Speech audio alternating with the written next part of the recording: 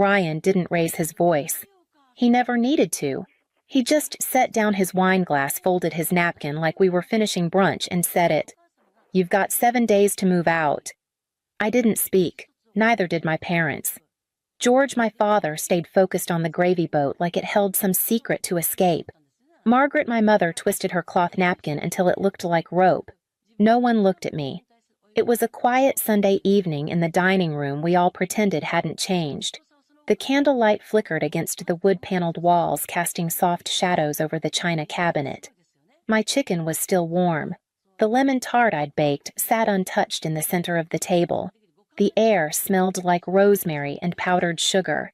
And my brother Ryan Whitaker, 36 fresh from a Denver divorce, was grinning like he'd just been promoted. I took a breath, reached down beside me past my chair, and lifted the old VHS case I'd slid into my tote that morning.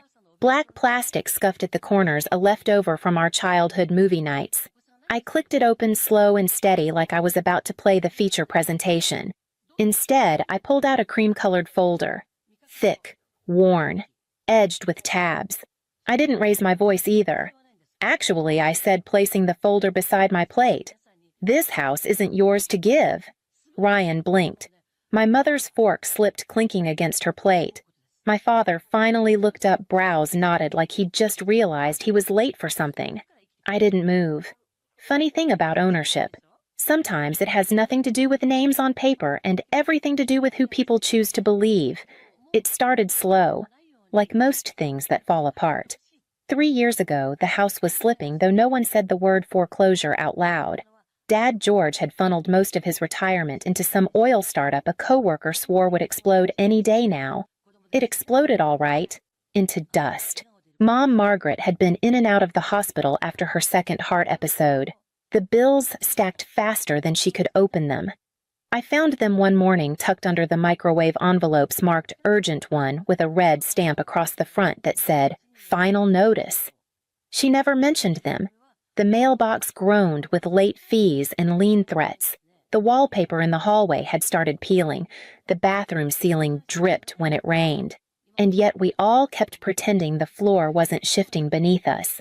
Ryan was somewhere in Colorado then, living in a Mountain View condo, or maybe Bali, I don't remember. He posted photos of smoothies and sunrises of his fiancée's sapphire ring and his dog's birthday party. He didn't ask about home. He didn't ask about Mom's hospital stays, or Dad's silence, or the final notice pinned to the fridge like a grocery list. I didn't tell him either. I didn't tell anyone. Instead, I refinanced the house under my name. I took out a business loan against my freelance design income, the same income no one ever really understood but always thanked when the lights stayed on. I worked 60-hour weeks from the guest room, sleeping next to spreadsheets and legal pads, ate boxed macaroni and gas station soup, and kept the heat at 62 all winter. The foreclosure letters stopped coming. That was the only sign that anything had changed. No one asked me how. They were just relieved the panic had passed. Dad said, "Well, thank God for miracles." Mom smiled and started planting her garden again, even though she never planted it, and I let them believe it had been luck or grace or timing, because I wasn't doing it for credit. I wasn't saving the house for applause. I was doing it for what the house had been. The creaky third step on the staircase that always gave me away during late-night fridge raids. The scorch mark on the deck from the time Ryan lit fireworks too close to the grill. The floral wallpaper Mom had picked in 1998, peeling now, but still holding the scent of lemon cleaner and old Sunday afternoons. Some people say a house is just walls and wires, but this one was stitched with memory, with the quiet kind of love no one noticed until it was gone. He showed up on a Wednesday. No warning, no call. Just the sound of tires crunching over the gravel driveway, followed by the familiar screech of the screen door opening like it still belonged to him. I was in the kitchen drying dishes when I heard Mom gasp. "Pumpkin," she whispered. Her whole face lit up like she'd just stepped into a memory. Ryan stood in the entryway with 2 pieces of monogrammed luggage and a too-white smile. He was dressed in something expensive-looking and rumpled like he'd tried and failed to look effortless. The smell of citrus cologne followed him in like fog. He walked over to Mom, kissed her cheek with dramatic slowness, then turned to Dad and clapped his shoulder. "Still got that recliner, huh? Pops?" Dad chuckled and nodded, eyes soft in a way I hadn't seen in years. I stayed in the kitchen doorway, dish towel still damp in my hands. He didn't look at me. Not a nod, not a flicker. Just like that, he was home again, and I was already fading from the picture. Later that night, I overheard the pieces. The startup he'd built in Denver collapsed after a series of lawsuits. His marriage had ended after something to do with property disputes, whose name was on what, who paid for which. The ring, the condo, the dog, they were all gone. He needed time to regroup, and he figured the family home would be a good place to reset. I wanted to laugh. Not because it was funny, but because of how easily he made it sound like the house had just been there waiting for him, as if it hadn't nearly vanished, as if someone else hadn't fought to keep the roof from collapsing. He moved into the master bedroom like it had been reserved for him. His luggage landed hard on the hardwood floor. Margaret fluffed the pillows. George offered to bring up an extra blanket. No one asked me where I'd sleep. I returned to the guest room, the same one I'd turned into an office after paying off the mortgage. No one thanked me, but they had enough energy to fawn over Ryan's newest photos from a yoga retreat in Arizona and a half-joke about starting a real estate podcast. I thought of something Dad once said when I graduated college. "You're steady, Lisa. That's good. Just don't expect applause." He was right. I never expected it. But I didn't expect to be forgotten either. It didn't happen all at once. That's the thing about erosion.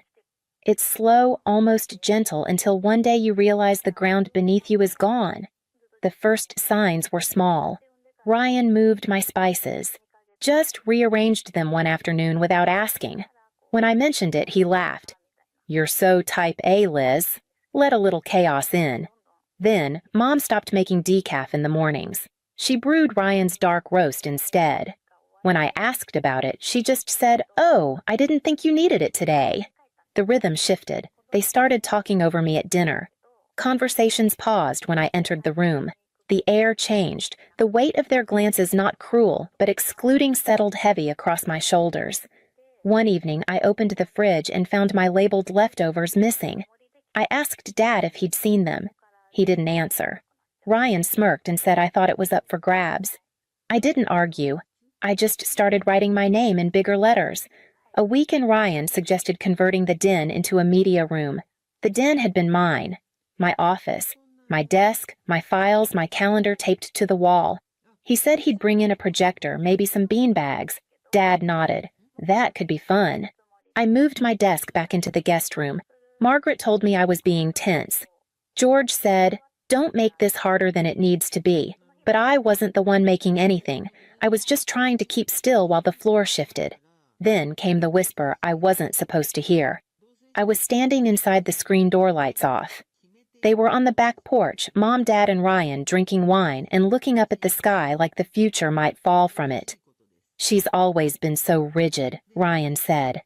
"She's tired," Mom replied. Then softer. "She holds on to things. Maybe it's time she found her own place." Dad didn't respond, but he didn't protest either. They didn't know I was there. I didn't move. I didn't breathe. I just stood there feeling something settle in my chest, like cold ash. That was the moment I understood this wasn't temporary. Ryan hadn't come back to heal. He came to reclaim, and they were ready to let him. I didn't cry. Not that night. Not the next morning. I didn't slam any doors. Didn't ask questions. I just pulled the old file folder from the bottom drawer of my nightstand, the one with the fraying corners and a single post-it stuck to the front keep. Always. Inside was everything. The deed signed and notarized, the refinance documents, the mortgage payoff receipt dated 18 months ago, property tax records, insurance confirmations, every envelope I'd opened, every late notice I'd silenced, all filed, labeled, and time-stamped. I laid the papers out across the bed like blueprints of something I'd built with my own hands. I ran my fingers along the edge of the deed, tracing the loop in my own signature. I hadn't looked at it in months, not because I'd forgotten it was mine, but because part of me still needed to believe I didn't have to prove it. Turns out I did. I added a copy of the letter from my attorney, Mr. Hernandez, the one who'd walked me through every clause like I was his daughter, not just a client. His name was printed at the top in serif font, followed by the line sole legal owner Lisa Ann Whitaker. No bold, no italics, just fact.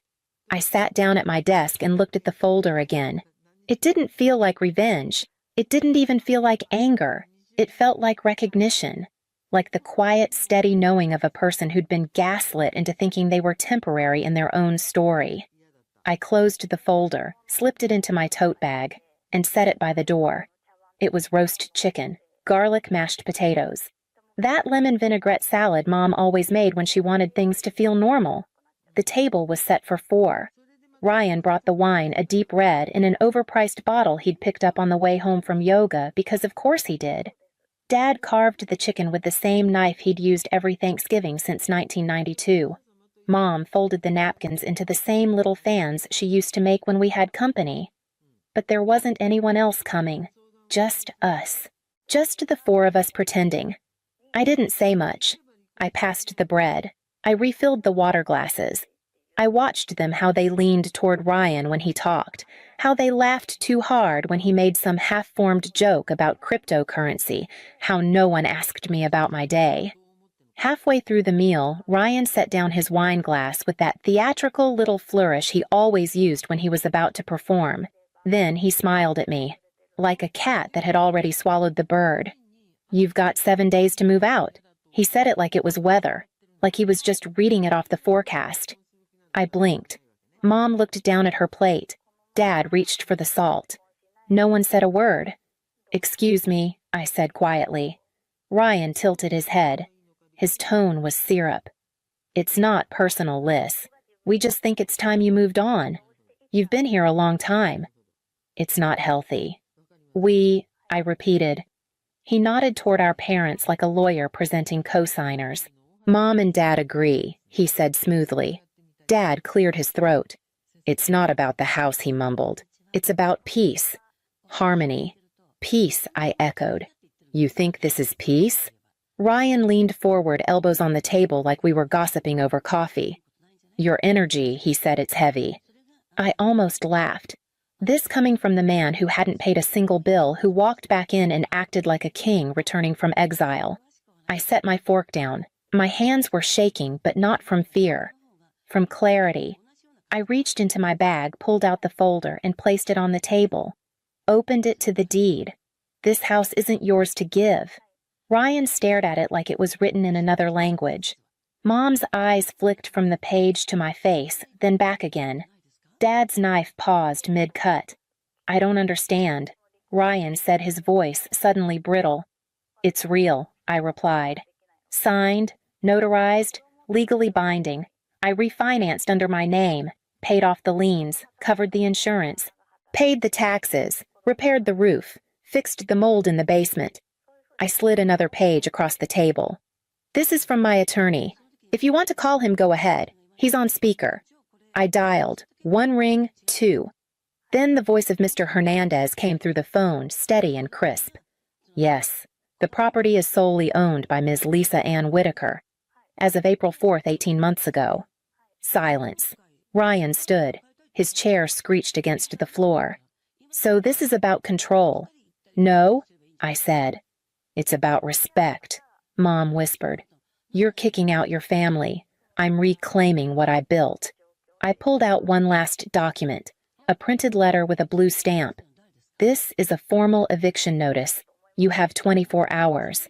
After that, law enforcement gets involved. The locksmith comes tomorrow." Ryan's face twisted. "You wouldn't dare." "You dared first," I said. I didn't sleep that night. The house creaked the way old homes do when they're holding their breath. I heard drawers opening, the thud of boxes, the click of doors shutting just softly enough to pretend nothing was final. Their voices were muffled but not hushed, not secretive, just resigned. At 8:13 a.m., I heard Ryan's voice slice through the quiet like broken glass. "Just bring the truck around. I don't need help. I just need you to be fast." I didn't move. I didn't open my door. I didn't stand in the hallway to watch. I just sat at the edge of my bed with my hands in my lap, waiting for it to be over. Footsteps on the stairs, a bag dragging across the hardwood, then nothing. At 10:07, I finally stepped into the hallway. Empty. But the air felt charged, like the silence after lightning, just as loud as the strike itself. I passed the living room. Dad George was sitting in his old recliner facing the blank television screen, remote in hand, thumb resting on the power button. He didn't look up, didn't say my name, just let me pass like I was a guest in my own hallway. In the kitchen, Mom Margaret was wrapping plates in newspaper, the fragile box already half full. She paused when she saw me. "Your father doesn't know where we'll go yet," she said softly, eyes still on the plate in her hands. "Emma offered her apartment for a while. It'll be cramped." I didn't answer. I just nodded once and reached for the kettle. "She didn't mean to," Mom began. "She did," I interrupted. "And you let her." Her shoulders fell. She didn't argue. She just picked up the next plate and kept wrapping. By 11:40 a.m., the front door opened and closed 3 times. Once for Ryan, once for Mom, once for Dad. No goodbyes, no slammed doors. Just the sound of departure, the hollow rush of wind pushing against the windows. At 12:03, I walked to the front door, locked it, turned the deadbolt slowly, felt it click into place. It was done. No yelling, no broken things, just a fracture deep, precise, clean. The kind that doesn't bleed on the outside, but never really heals. I walked through the house room by room. Nothing was left behind, but their presence still lingered. The faint scent of Dad's aftershave. Mom's gardening gloves forgotten on the windowsill. The perfume Ryan sprayed like ownership in the guest room. I didn't touch anything. Not yet. In the foyer, I found Dad's old station wagon key, the one he never used anymore, the one that still hung on the hook beside the door out of habit. I took it down, held it in my palm for a moment. Then I hung it again. Not for memory, not for mourning. Just to say this too is mine now. The first morning without them was quiet in a new way. Not the silence I'd grown used to, the kind filled with tension, with footsteps behind doors and whispered judgment. This was something else, clean, still, like the house had exhaled. I made coffee, sat by the window. For once, no one had claimed the best seat. The light poured through the glass, warming the wood floors Ryan used to track dirt across. I let it stretch across my toes and didn't move. By noon, I started with the master bedroom, the one he'd taken like it was owed to him. I opened every window, let the air move, peeled back the thick curtains Margaret had insisted on keeping for tradition's sake, repainted the walls a soft, neutral gray, not to erase what had been, but to give the room a voice that didn't echo someone else's. I hung a single photo above the bed, me arms outstretched on a mountain trail in Montana. No one else in the frame. Just sky and quiet. Next was the hallway. I took down the old family portraits, not to destroy them, but to stop them from looming. I wrapped each one in brown paper and slid them into a box marked "Memories Not Altars." I placed the box in the attic. In the garden, I pulled out Mom's roses. They'd been dying for years. She never watered them, but insisted we keep them because they were Dad's favorite. Instead, I planted lavender and rosemary plants that don't beg for attention but bloom if given enough space and sun. Each act was a decision, not of grief, but of ownership.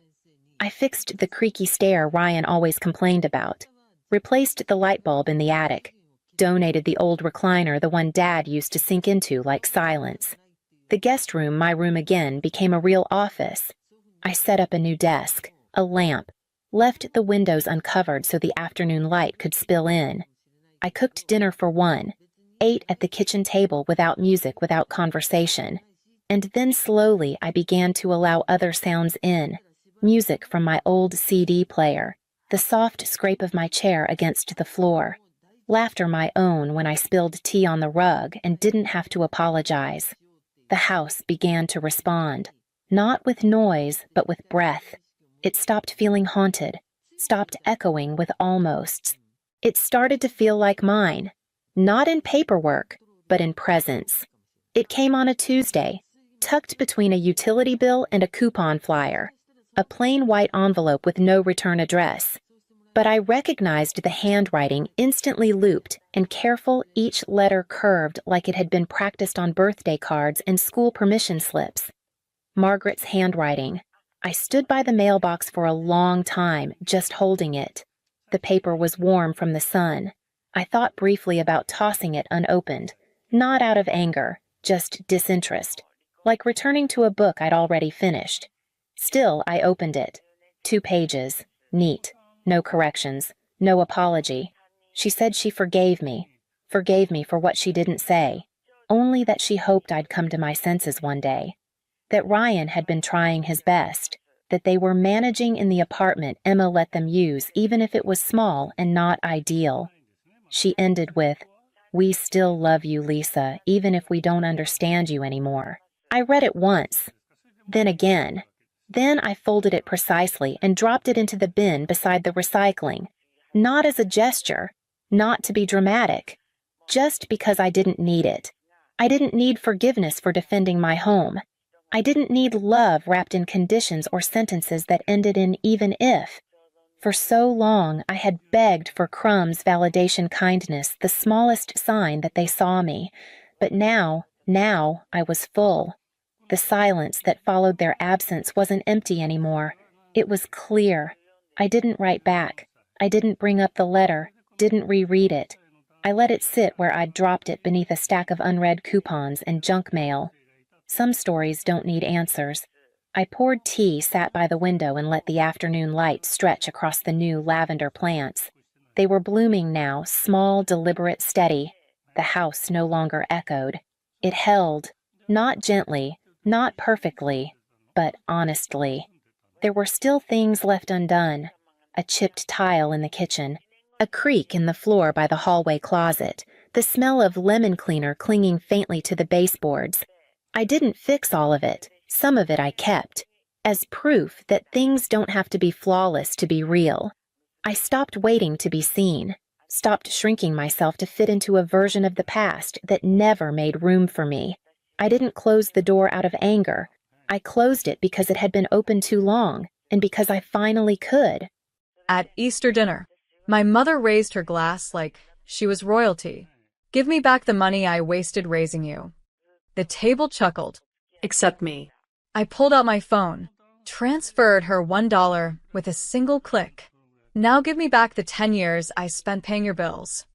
Silence. Then my sister leaned back with a smirk. "Don't bring your family again. They're low class. Beneath me." I looked at her. Perfect makeup. Gucci earrings. Living in the condo I bought, driving the car I leased. I took a long sip of wine. Held her gaze. Here's to my sister, who now has a rich boyfriend, and a lifestyle I bankrolled. Then I stood up.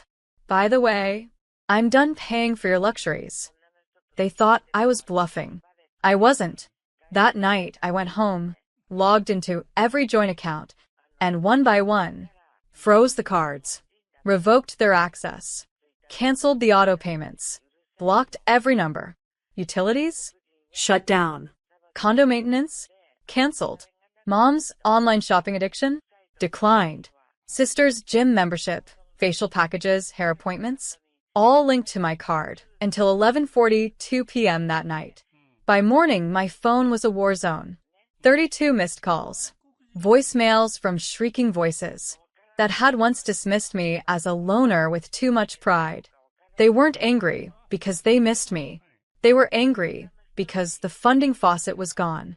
And the most delicious part? Not one of them knew what I'd been working on. Behind the scenes, the grant I secured, the nonprofit I launched, the investment that hit 6 figures last week. They thought I was the side character in their golden girl narrative, the one who'd never settle down, who was good with money but bad with people. But I was never the failure. I was their silent foundation. And now that foundation had finally crumbled, on purpose. Let's just say, Easter was the last meal they ever ate on my dime. By Monday, chaos erupted. Mom's cable stopped working mid-morning talk show. She called the provider, only to be told the auto-pay failed. Sister showed up at her favorite spa. Platinum membership? Declined. She tried to swipe again, harder this time, like pressure would force approval. Didn't work. The receptionist smiled politely. Maybe try another card? She stormed out. I was at the bank when the first joint account flagged. The manager looked at me and said, "You've been supporting 3 additional cardholders for over 9 years. That's rare." I smiled. Not anymore. By evening, my inbox was full of apologies dressed as guilt trips.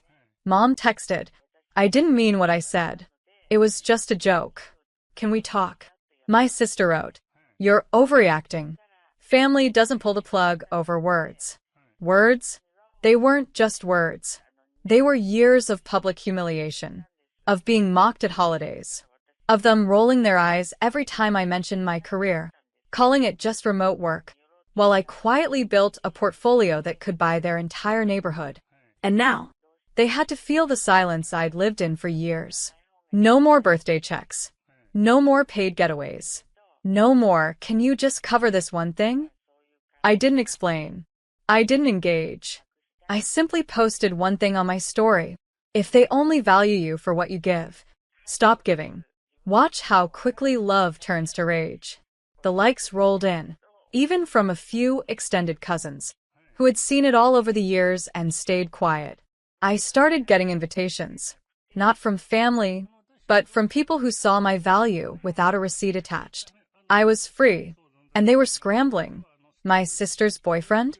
He moved out 2 days later, when he realized she couldn't afford the condo alone. Mom had to sell her emergency luxury watch to pay the electric bill. They thought cutting me off emotionally would break me, but removing my wallet? That broke them. And I didn't do it out of vengeance. I did it because I finally realized you can't heal in the house that keeps wounding you, especially when you're the one paying its mortgage. By the weekend, my aunt messaged me. Not the favorite aunt.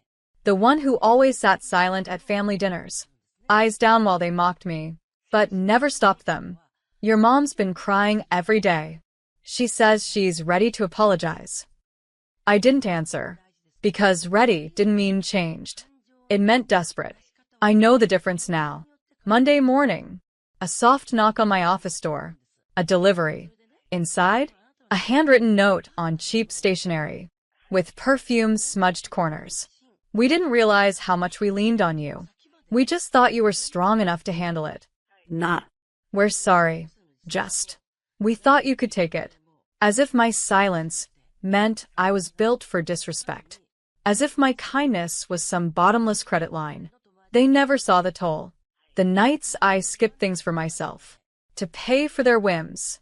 The times I said no to therapy, because I had to cover someone's emergency, which always turned out to be a vacation, or a new phone, or concert tickets.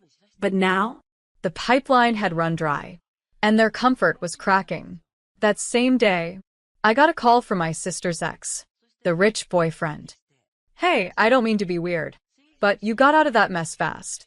She told me you were just a lonely guy with money, but after what I've seen, you were the only one holding them up." I let him talk. I didn't need to add anything. The truth was taking care of itself now. Meanwhile, they were trying to crowdsource sympathy. On Facebook, Mom posted a photo of us from 10 years ago. Caption: "No family is perfect, but love forgives all." The comments were a war zone. Cousins called her out. Old friends shared screenshots from that Easter dinner. One even commented, "Didn't he pay your bills for a decade while you insulted him?" They started deleting comments fast, but not fast enough. I sat back, sipped my tea, and smiled, because the one thing they never saw coming was that I didn't need revenge. I just needed to stop playing my part in their pretty little lie. And once I did, it all fell apart on its own. I heard nothing for days. Not a text. Not a passive-aggressive post. Not even a new guilt trap disguised as an apology. Silence. And it was glorious. Then, Thursday morning, my doorbell rang. There she was. My mother. standing on the porch in a stiff coat, clutching a sad little bag of pastries. Like they could make 10 years of financial abuse taste sweet. I thought maybe we could talk? I didn't move. Didn't invite her in. Just leaned against the doorframe. About what? I asked. She blinked, clearly not used to resistance. About this. I know things were said, but we're family. Family. That word again. Thrown around like a shield when they're cornered. A leash they tighten whenever you try to walk away. You said I was a waste, I reminded her. At Easter dinner. In front of everyone. Then laughed while your daughter called my daughter low class. She looked down. It was a joke. That word. That pathetic, gaslighting word. No, I said calmly. It was a mirror.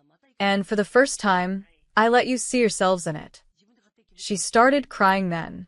But I didn't flinch. I wasn't heartless. I was just done. She handed me a folded note. Inside, a check for $1,000.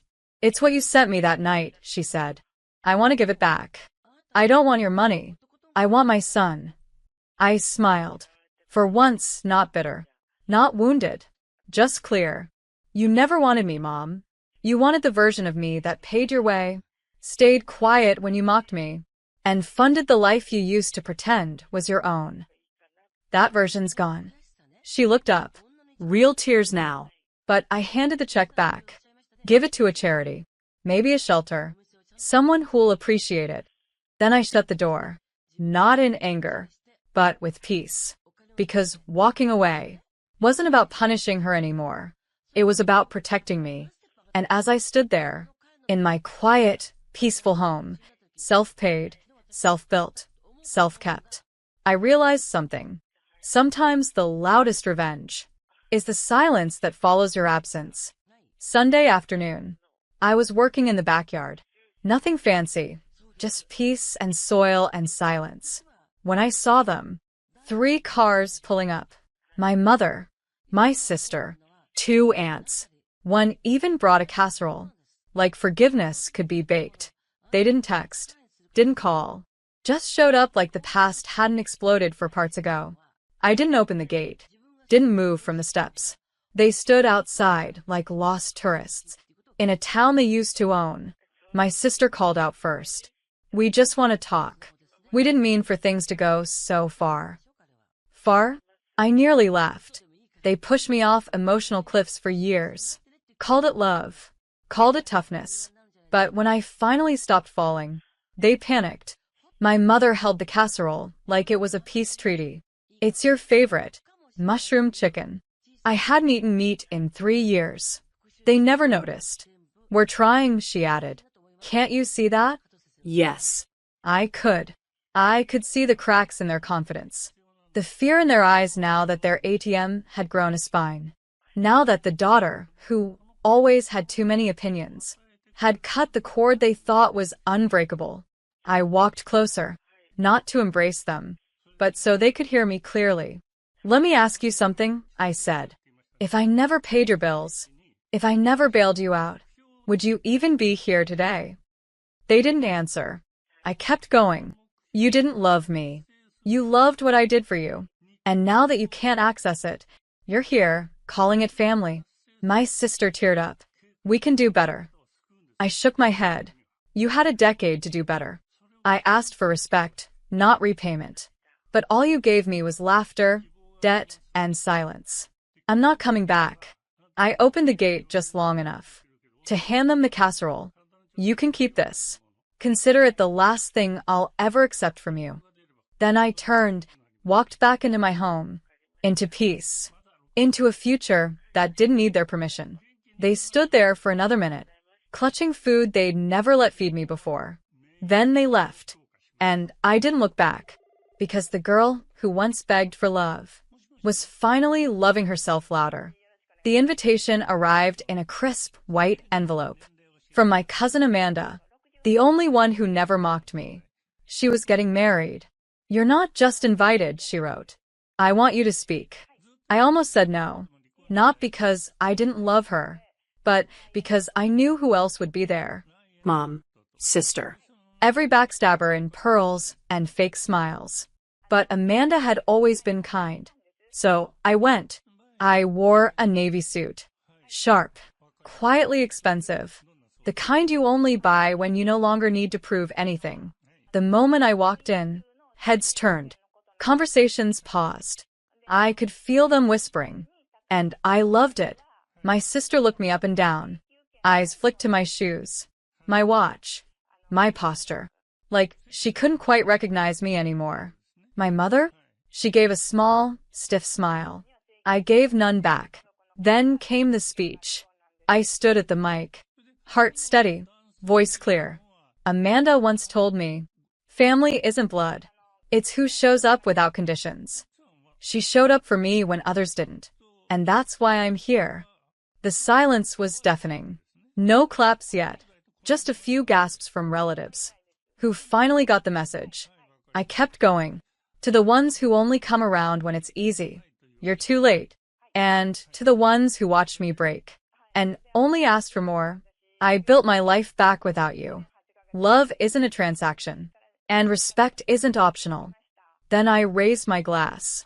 To chosen family, the ones who never demanded, never shamed, and never made me apologize for not being who they expected. And they clapped. Loud. Long. Even the caterers stopped to listen. Afterward, a few relatives came to say sorry. I nodded, forgave, but never forgot. Because closure doesn't mean return. It means release. As I left, Amanda hugged me tight. You were perfect, she whispered. They needed to hear that. I smiled. So did I. That night, for the first time in years, I slept like a woman who owed no one anything. Not her pain, not her loyalty, not even an explanation.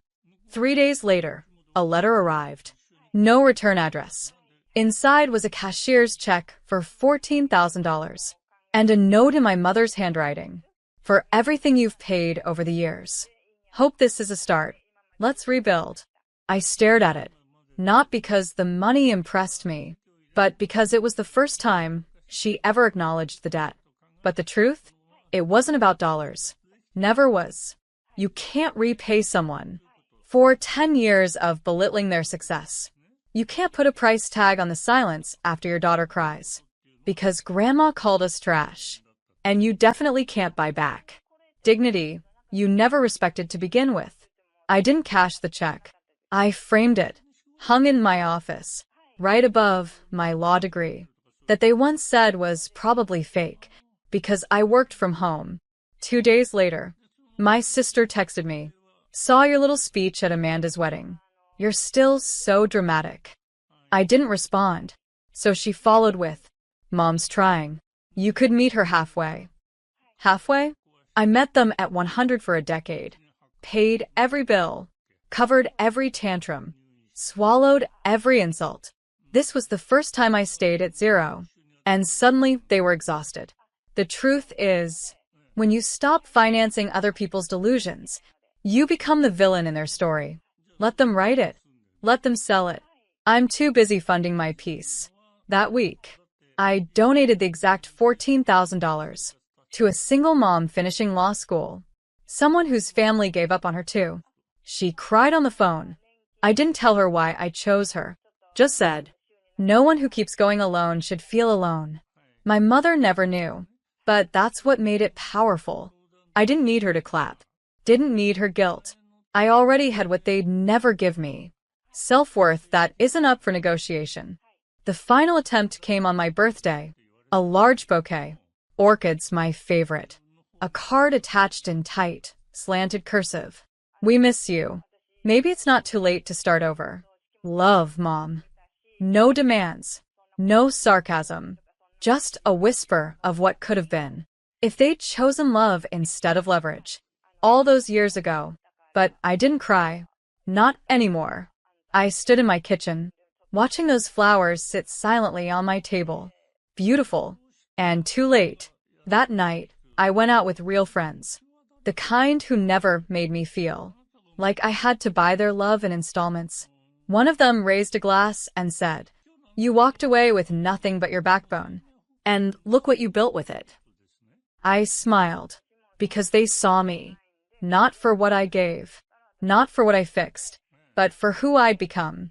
When I stopped needing their permission, I never replied to my mom's card, never called, never walked through that door again. Not out of hate, but because healing sometimes looks like knowing when not to return to the fire, just because the flames look smaller. I still keep the card, though, tucked inside my journal, not as a keepsake, but as a reminder. This is what people send when they finally realize you were the glue the whole time. But glue isn't meant to be invisible, and I'll never be invisible again. They had their chance. I gave them a decade, 1,000,000 second chances, and 10,000 silent forgives. Now, I give that same energy to me. to the girl who made her own name, to the woman who stopped flinching, to the survivor who no longer funds her abusers. In the name of keeping the peace. I didn't get revenge. I got clarity. I got strength. I got out. And in the end, that was all I ever needed.